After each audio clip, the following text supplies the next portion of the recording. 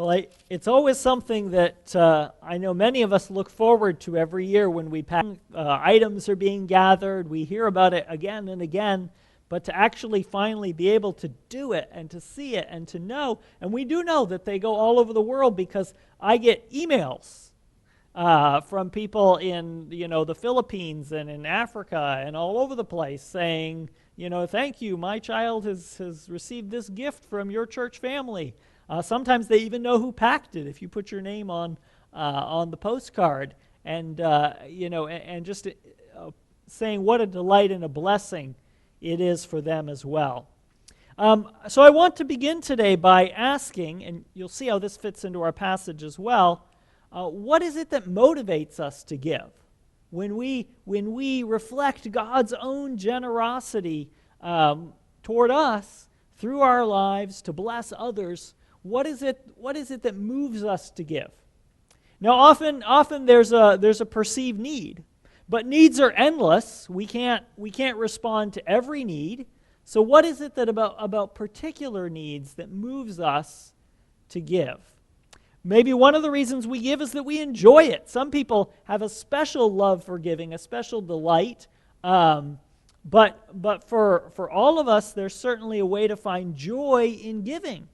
And part of the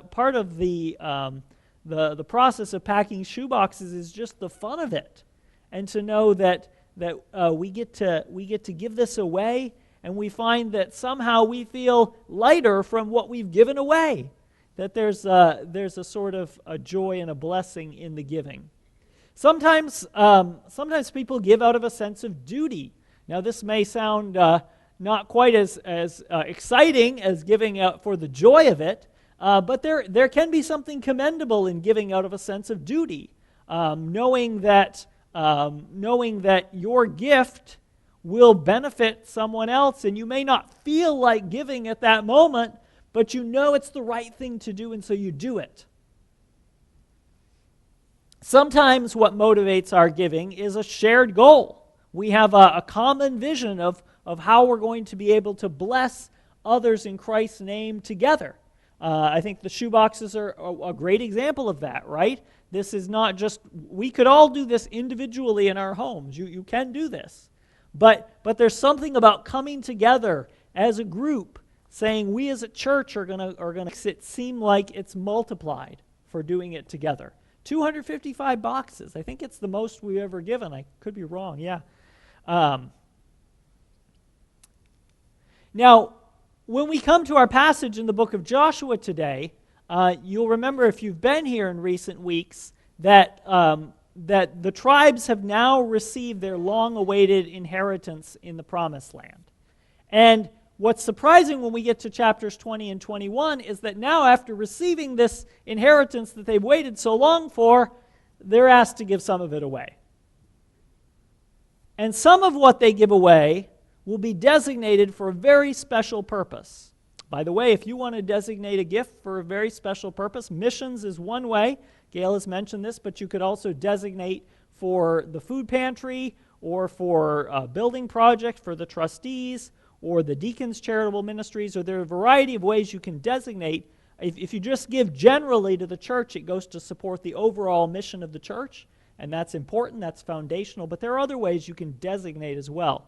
Well, this was a very specific way that the Israelites were giving away land, cities really, for a specific purpose. And it was an important purpose, but it might seem to us like it is very strange and very different from our current context. But we're going to talk a little bit about how maybe it has more to do with us than we think. Then the Lord spoke to Joshua, saying, "Say to the Israelites, appoint cities of refuge, of which I spoke to you through Moses, so that anyone who kills a person without intent or by mistake may flee there. They shall be for you a refuge from the avenger of blood." Now we might think, well, why make a big deal about this? How often does this really happen? And what's the whole deal with the avenger of blood? Well, I'm not going to get into this too deeply, but in a lot of traditional tribal cultures, if someone kills someone in your extended family, the family often takes it personally and feels like to set things right, they have to kill the person who did it, right? And the problem is, when there's no cap on this, societies that have this happen can sort of spin out of control. Violence can spread. There can be chaos. One example of this is the Waodani people of South America, who before they received the gospel, falling apart due to these revenge killings. This provision of cities of refuge for people who unintentionally kill someone else is a repeated priority in the Old Testament law. We might think, why is this such a big deal? But this was a foundational hedge to keeping an ordered culture. So in Exodus, in Numbers, in Deuteronomy, in 3 different places in the law, there is this priority, this reemphasized, as well as we see here in Joshua as well. And in Deuteronomy, there's even a possible scenario to try to put yourself in the shoe of the person for whom this happened. It says, suppose someone goes into a forest with another to cut wood, and when one of them swings the axe to cut down a tree, the head slips from the handle and strikes the other person, who then dies. The killer may flee to one of these cities and live, so that the blood of an innocent person may not be shed in the land that the Lord your God is giving you as an inheritance, thereby bringing blood guilt upon you. Now, reading that story, it's meant to give us a sense of empathy for the person in this situation who would be traumatized. Of course, it's tragic for the family who's lost someone as well, but it's also hard for the person who had this happen, and it wasn't something they were intending. I'm actually someone who's been in a car accident where the other driver was killed. Now, it wasn't my fault. There was nothing I could have done, so it wasn't a situation for me where I felt like weighted down by that. But we know of other situations, like situations where a pedestrian is struck by a vehicle. I was driving down 202 last night. Somebody was wearing dark clothing, walking on the wrong side of the road near the white line. I didn't see them till I was almost on top of them. And you just think, wow, it would be so easy for something like that to happen. And yes, it's tragic for the family of the one who loses someone. They need to be ministered to. But it can also be hard for the person who's the driver in that situation. They need to receive mercy as well. The slayer shall flee to one of these cities and shall stand at the entrance of the gate of the city and explain the case to the elders of that city. Then the fugitive shall be taken to the city and given a place. They shall not give up the slayer, because the neighbor was killed by mistake, there having been no enmity between them before. But we might think, well, now this could be used by people who actually did kill somebody on purpose, right? They could exploit this system. It's all well and good to protect the innocent, but what about the guilty? Well, this was specifically not meant to protect them. But if someone at enmity with another lies in wait and attacks and takes the life of that person and flees into one of these cities, then the elders of the killer's city shall send to have the culprit taken from there and handed over to the avenger of blood and be put to death. Show no pity. You shall purge the guilt of innocent blood from Israel, so that it may go well with you. Now, I should say that there's capital. This murder was a capital offense in ancient Israel. This doesn't necessarily solve the sort of moral issue of whether it should be a moral offense in our culture, but the idea here is that the cities of refuge are only meant to protect the innocent. The slayer shall remain in that city until there's a trial before the congregation, until the death of the one who is the high priest at that time, and then the slayer may return home to the town in which the deed was done. Now, this is interesting, because we might think, what has changed? Why does the death of the high priest matter? If the person goes back to the town, isn't the avenger of blood going to say, okay, now I can do what I've been waiting all this time to do? But no, there's something about the death of the high priest that changes this. And it seems like the probable answer is that the high priest is in a representative capacity bringing sacrifices to the people for their sins. We see this in the Day of Atonement, for instance, in Leviticus 16. And so the death of the high priest may have been seen as providing or sort of standing in for the payment of someone who's committed an unintentional sin. And so the avenger of blood would presumably have recognized this as a substitute. And if so, this is interesting. It seems to be like a pointer or an anticipation of the way the New Testament talks about Jesus as our great high priest standing in our place and acting. Now, the gift of the cities of refuge was only one part, though, of a larger giving that the Israelites were asked to do. They were asked to give land to the tribe of Levi. And we might ask, well, why didn't the tribe of Levi get an allotment in the land like everybody else? Well, the answer seems to be that it's important for the Levites to be spread throughout the land. The Levites were the ones who were tasked with especially spiritual duties, helping the people. The priests obviously were performing sacrifice and attending to the temple later on, the tabernacle before that, but the Levites were also meant to instruct people in the law, remind people of their duties to God, and so it was important for them to be spread throughout the land. They did receive a portion of the offerings, but they also needed somewhere to live. And so because of this, because they reminded the people of the Lord's covenant, they also reminded people by their presence throughout the land. They reminded people that they were God's people, and that their national identity was bound up in being the Lord's people and being faithful to the Lord. So, ironically, having the Levites spread out helped keep all the tribes together. Then the heads of the families of the Levites came to the priest Eleazar and to Joshua son of Nun and to the heads of the families of the tribes of the Israelites. They said to them at Shiloh in the land of Canaan, "The Lord commanded through Moses that we be given towns to live in, along with their pasture lands for our livestock." Now they advocate for themselves here, right? This isn't just offered to them. They have to sort of say, hey, don't forget about us. But notice, this is at the very end. I had noted last week that Joshua, the leader, waits till all the tribes have their allotments to get his. But the Levites come even after that. It's only once the people have received their inheritance that the Levites receive a portion. They wait on the people's generosity. So by command of the Lord, the Israelites gave to the Levites the following towns and pasture lands out of their inheritance. So the people believe God has given them the land, but they also hear they're obedient in this case. And we're not going to read through the list of towns and all the descriptions of what they were given, but there's a couple of them that are worth noting, and I think one of them is very interesting because it relates to something we talked about last week, and that's the town of Hebron. Now, this is not Hebron in Maine. I know some of you live there, actually.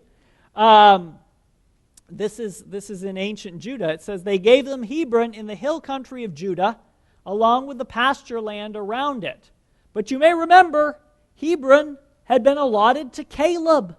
Caleb, who had waited all those years to receive his inheritance, receives Hebron, and now it's being given away to the Levites. We might think this is some kind of an injustice, but instead it speaks to Caleb's generosity after all of this, I think. But the fields of the town and its villages had been given to Caleb, son of Jephunneh, as his holding.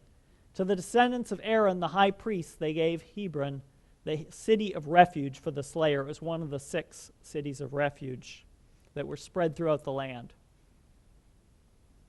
But one of the interesting things is that the Levites were not only given towns that the Israelites actually possessed, they were also given lands that they didn't possess. Now, this was true of all the tribes. There were various places that they didn't possess, but that were part of their inheritance. And I think in some way this is an already but not yet sort of idea. Similar to in the New Testament, how when we receive sense by this Spirit, that He's working in us in a special way, empowering and guiding us. But obviously it's not the fulfillment of all of our hopes. There's still something we're waiting on. And the same thing was true for the Israelites. They would already receive the inheritance of the land, but it wasn't quite the fullness. And the Levites share in this sense of already but not yet. For instance, the town of Gezer is one that back in chapter 16 it said the Israelites didn't possess, but it was given to the Levites. There's a couple others that I think are worth noting here. One is Gibeon. You may remember from chapters 9 and 10, the Gibeonites were Canaanites who became allies of Israel, become part of Israel's larger community, and here they're asked to give their town away. They're sharing in this giving, and also I think having the Levites dwell in their midst is a way of incorporating them into Israel's religious community. Shechem, I think, is also interesting. You remember from chapter 8, there was this covenant ceremony at Mount Ebal and Mount Gerizim. Shechem's right between them. It becomes one of the cities of refuge. And another one that's just in the list, but I think is of interest, is the town of Anathoth in Benjamin. And that because it's the prophet Jeremiah's hometown centuries later. The towns of the Levites within the holdings of the Israelites were in all 48 towns with their pasture lands. Thus the Lord gave to Israel all the land that He swore to their ancestors that He would give them. And having taken possession of it, they settled there. And the Lord gave them rest on every side, just as He had sworn to their ancestors. Not one of their enemies had withstood them, for the Lord had given all their enemies into their hands. Not one of all the good promises that the Lord had made to the house of Israel had failed. All had come to pass. So this is a rather sweeping summary statement. We might wonder if maybe it's a little too sweeping. There does seem to be some hyperbole there because, as I just said, there were places that they didn't come into possession of. But the focus here is that God has given them victory so that they're able to take possession of the land and dwell in it in peace. And the main point that's emphasized in the final verse is that the Lord has kept all His good promises. Now we might say, well, that's all very interesting, but what does it have to do with us? It's a practical value, at least, from this passage for us. One has to do with acts of mercy, one has to do with generosity, and one has to do with God's faithfulness. So as far as mercy goes, these cities of refuge provide protection, and not only for the person who is at risk, but also for communities and society as a whole. And they do this by providing a kind of a due process for someone who is innocent, a kind of legal protection. Now, of course, in our own nation's criminal laws, there are ways that we do this. You've heard the phrase, innocent until proven guilty, or the phrase, beyond a reasonable doubt, right? This idea that we'd rather let someone who's guilty go free than to put someone who's innocent behind bars. It doesn't say it, I'm not saying it never happens. But this is a priority in our law. And but even so, even in our society, there has been a recent, both in terms of some of what we've seen in the news, but also what we see in polling, that there's a greater tolerance now for violence as a means to solve problems in society than there was even just a few years ago. It's a concerning trend. There's been times when someone was a victim of lethal violence who was celebrated on the internet. Where the killer was celebrated on the internet. You know, these are troubling signs for our society, and so maybe these messages about the cities of refuge are a little closer to home than we would like to think. Of course, Jesus calls us to something very different in Matthew chapter 5, and Paul reflects it here in Romans 12. If it is possible, as far as it depends on you, live peaceably with all. Beloved, never avenge yourselves, but leave room for the wrath of God, for it is written, vengeance is mine, I will repay, says the Lord. Do not be overcome by evil, but overcome evil with good. So revenge is to have no part of our ethic. As Christians, we we should be seeking a better way, a way of mercy.